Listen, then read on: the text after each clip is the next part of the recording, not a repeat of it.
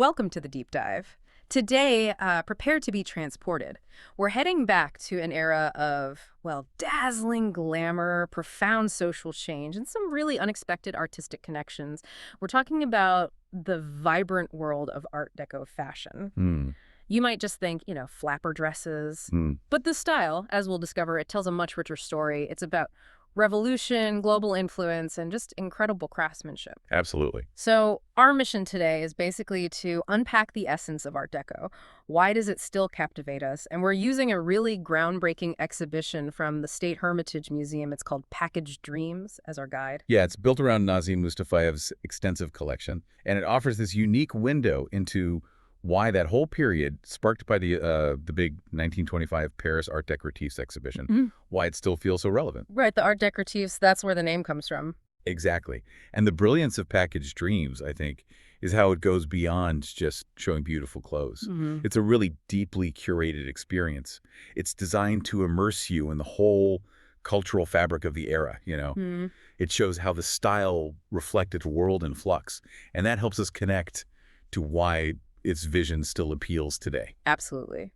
So what can you expect from this deep dive? Well, we're going to explore that distinct Art Deco silhouette, delve into the surprising origins of its aesthetic, trace the global threads woven into its fabric, and see how it mirrored a society just undergoing a massive transformation. It's really more than just clothes.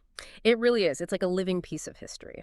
So our journey begins, fittingly, with that event that christened the style, Paris, 1925. The Exposition Internationale des Arts Décoratifs et Industriels Modernes. Yeah, the Art Decoratifs exhibition, it wasn't just a display, was it? It was more like a statement. A powerful statement, yeah. It solidified this new aesthetic for the world. And the Hermitage's vision for Packaged Dreams was to place this fashion history within the museum's broader context. Okay. So not just dresses, but the full spectrum of accessories to give a complete picture. But that must have been challenging, right? Especially given Russia's unique history during that time and, well, the scarcity of domestic collections. How did they approach that? It was a significant hurdle, no doubt. But this is where collaboration really became key. The exhibition's strength wasn't just in the individual pieces, amazing as they are. Right. It was how Nazim Mustafayev's main collection, first class, dresses, shoes, accessories, how it converged with contributions from others. Ah, okay. His role as a researcher, collector, promoter, it was pivotal. So who else contributed? Well, alongside Mustafayev's pieces, you had Vadim Poloboyartsev and Pavel Karatishov providing these magnificent handbags, chainmail, beaded, bakelite bags, essential accessories. Wow. Then Ksenia Potapova loaned original Harper's Bazaar covers featuring Erte's iconic work. Oh, Erte. We have to talk about him. Definitely. And Natalia Bakina, a kimono expert, provided Taishu period kimonos. So it really brought together diverse elements. Exactly. It wasn't just about overcoming a challenge. It painted this holistic picture of Art Deco as a lifestyle, not just a trend, a really multifaceted view. It's clear this style was a melting pot of influences. We often hear that idea, there was no Art Deco in Russia, but that sounds like a misconception. It absolutely is. I mean, it's crucial to understand the whole concept, the aesthetic of Art Deco. It would be pretty much impossible without Russian artists like Roman Tirtov. Erte, exactly. Yeah. Known universally as Erte. His vision was foundational. Yeah. It influenced fashion, yes, but also the broader design landscape. And beyond Russia, you mentioned these global threads. Japanism, for instance. Oh, a profound impact. During Japan's Taishu period, that's roughly 1916 to 1926, Japan was just captivated by the West. But it wasn't simple copying. Art Deco infused traditional Japanese motifs, like the sakura branch you see on one dress in the exhibit, with its streamlined Western look. So it created this sort of global Art Deco. Precisely. A fascinating mutual influence. Japanese designers adopted Western elements too. It was a real cross-cultural fusion. And this embrace of different cultures seems central to Art Deco. Absolutely. Fusion, not singularity. We also see strong echoes of Egypt. Egypt. How so? Well, the exhibition included these breathtaking Egyptian osseate shawls. They're these intricate, almost metallic-looking textiles, often with geometric patterns made by cutting away threads. Oh, I think I know the ones you mean. Yeah. They became incredibly fashionable complements to dresses, and sometimes even made into full dresses in the 1920s. Alexander Lisitsyn and Daria Beryoskina provided those. Another layer. So let's turn to the silhouette itself, because Art Deco brought in this completely new feminine ideal, didn't it? It really did. We're talking about this upper class ideal. Flat, almost androgynous, no traditional curves, a dropped waistline. Mm-hmm. A shifted waistline, yeah. And this wasn't just random, right? It reflected the social changes, the revolutions, World War I. Directly. It was a direct reflection of that evolution. But, while that dominant androgynous silhouette was pervasive, it's important to remember it wasn't the only vision. Oh, got You it. had designers like Jeanne Lanvin, for example. She actually predated Art Deco, but she offered this fascinating counterpoint with her robes de style. Robes to style. What were they like? Well, they showed an admiration for 18th century fashion. They featured panier. Paniers, like the side hoops. Exactly. Those distinctive side hoops or padded forms that widen the hips. In the 18th century, they called them poniocao. Lanvin's designs were often for ceremonial occasions, evening wear, weddings, and there's an exquisite example in the collection that really stands out from the typical tubular cut. It reminds us of the era's diversity. So even with that dominant, simple tubular cut for many dresses, the real magic, the allure of 1920s fashion, it lay in the decoration. Absolutely. The incredible diversity of decoration. It wasn't just about the cut, it was the embellishment. And the dresses were often one of a kind. Pretty much. I mean, even if patterns were published in magazines, the handmade details ensured no two were ever exactly alike. Can you describe some of that handiwork? Oh, it's truly captivating. Beads, glass beads, intricate hand embroidery, sometimes overprinted fabric. Just imagine the staggering amount of effort, the skill involved. Exclusively manual seams, countless hours of tireless work. Wow. They must be incredibly fragile now. Very fragile. The beads, the glass beads, they move when you dance. Yeah. But the dedication put into them is just mesmerizing. And this intense hand craftsmanship, it wasn't just dresses. It extended to shoes, handbags, even these things called boudoir dolls. Boudoir dolls, right? You mentioned those. And bags with doll faces from Irina Uglinskaya's collection. That seems whimsical. It does, doesn't it? A bit unexpected. But I think they reflect this deeply youthful spirit of the era. Youthful how? Well, Art Deco fashion was, in many ways, very youthful. It embraced a sense of liberation. And even mature women, women of a more solid age, they engaged with these accessories. It was almost like they were playing at being girls. Huh. Interesting. It speaks volumes, I think, about a society eager to embrace lightness, a new, more playful identity after the war. It's clear Art Deco had this amazing ability to, as the exhibition puts it, mimic everything, a truly universal style. Yes. And its aesthetic roots went back surprisingly far. You mentioned George Barbier's 1911 painting. Yes, an early glimpse, definitely. Yeah. And while Herté Roman Tirtov undeniably stands out as the genius of Art Deco, Right, designing everything, interiors, sets, costumes. form, but the aesthetic was also shaped by other giants, the Fernand Léger's mechanical streamline forms, or Amédée Ozenfant's purist look. How do they connect? Well, they subtly echo the architectural, almost industrial foundations that underpin Art Deco's glamour, even beneath all that vibrant surface. It was often rigid steel or concrete construction at its core. Surprisingly, kind of akin to the Bauhaus style, reflecting its industrial age context.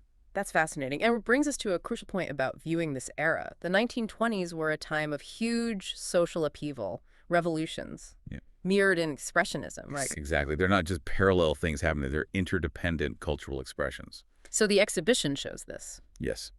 German expressionist works like Schultz's grim social satire or Emsen's triptych on revolutionary struggle, they're presented right alongside the Art Deco fashion. It shows how these different art forms were expressing the varied passions, the anxieties of a society in flux. It draws a parallel then between post-World War I and maybe the French Revolution. A very clear parallel. Both saw a major societal shift, a decline in aristocracy, and clothing stopped being this rigid indicator of social status. Right, so a real socioeconomic shift. You have the lost generation emerging from the war. Rejecting the older generation's morals and their fashion too, a desire to break away. And women entering the workforce in greater numbers. Replacing men, yeah. And on the job, you need practical clothes. Makes sense. Hair was cut short, safer around machinery, overalls became common, multi-layered skirts, crinolines, and entirely impractical. Fashion simplified dramatically, really out of necessity. And for those factory workers, you mentioned silent cinema was huge. Crucial. As an escape, it offered this illusion, a window into a different world, seeing glamorous, beautifully dressed women on screen. Ah, okay. And the exhibition's design captures this beautifully. They recreated a sort of forgotten silent film set maybe like MGM, Oh, cool. using projections from silent films to immerse you in these Hollywood dreams. It really shows how cinema, this new art form, spread artistic and fashion information globally. That's a powerful connection. And this era also saw the rise of a leisure class. Yes, individuals with inherited wealth or maybe big gains from the stock market, and they proudly showcase their non-working status. So while society became maybe more democratic in some ways, Class differences absolutely persisted. Art Deco fashion, well, it wasn't exclusively for nobility anymore, but it certainly wasn't for the working class. It required money, yes, but also, crucially, time. Time for the lifestyle that went with it, the parties, the clubs, the leisure. which brings us to, wow, a stunning symbol of this era's high-speed glamour in the exhibition. A 1929 Buick automobile. Ah, yes, the A44 series. Imagine this car, 81 horsepower, 4.5-liter engine, capable of 140 kilometer. That's fast for the time. Absolutely. It perfectly encapsulates that luxurious, fast-paced nightlife of the Roaring '20s. You can just picture it, right? Girls with champagne glasses driving off into the night. Exactly. And the interesting detail about that specific model, its brief production run. Oh. Only made for about a year and a half, around 3,000 units. Production ended in 1931. So right as the Depression was really biting. Directly linked to those challenging times, yeah. Despite the '29 crash happening earlier, today it's an antique. You might see it in old films, maybe an Agatha Christie Poirot mystery. It really brings to mind Jean Cocteau's view, doesn't it? Yeah. His rather poignant take on the Roaring '20s, early '30s as just a bright flash. Before descending into greater and darker darkness. Wow. Yeah. That Buick. Such a symbol of brief exuberance before that darker darkness. It really makes you think about fleeting eras. But it also makes me wonder, given that history, why does Art Deco still resonate so strongly today? It's an excellent question. Because it's unlike a lot of historical fashion. You know, if you exhibit 18th or 19th century styles, women often look and ask, how did they even wear that? Right. Impractical. Exactly. But Yeah. show 1920s fashion. Almost every woman says, I would wear that. Why don't they make shoes like that now? Yes. It suggests this profound relatability that Art Deco still feels remarkably, well, alive. The Hermitage's Youth Advisory Council, actually, they contributed to the exhibition by creating this timeline connecting historical facts, film quotes, and the whole concept of consumption then and now. And that I would wear that reaction. Yeah. It highlights what some might call the modern loss of fashion as a concept, maybe? Perhaps. The word fashion, modus, implies order, an ideal, a standard. Yeah. Today, you see millionaires in jeans and T-shirts, others in luxury brands. The traditional lines are completely blurred. True. Exactly. But despite this blurring, Art Deco's spirit, I think, endures. Because it embodies this accessible luxury, this functionality, and a kind of beauty we still strive for. Oh, it holds on to an ideal. It does. That's why an Art Deco-style apartment can feel perfectly contemporary right now. It will hold that blueprint for a certain aspiration, which still speaks to us across generations. And there you have it. We've journeyed through Art Deco, seeing it not just as a style, but really as a mirror reflecting an entire era, a period of artistic genius, huge social upheaval, global connections, and this unique form of youthful, glamorous rebellion.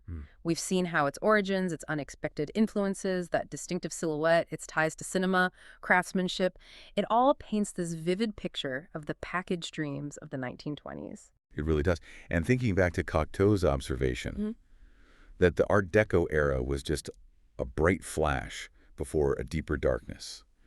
What does that tell us about our own fleeting moments, our own moments of glamour and innovation? What golden ages might we be living through right now? And what will future generations see as the defining flash of our time just before, well, the next great unknown? That's a powerful thought. What lessons can we draw maybe from how quickly an entire aesthetic, an entire societal ideal can rise, shine so brightly, and then just transform?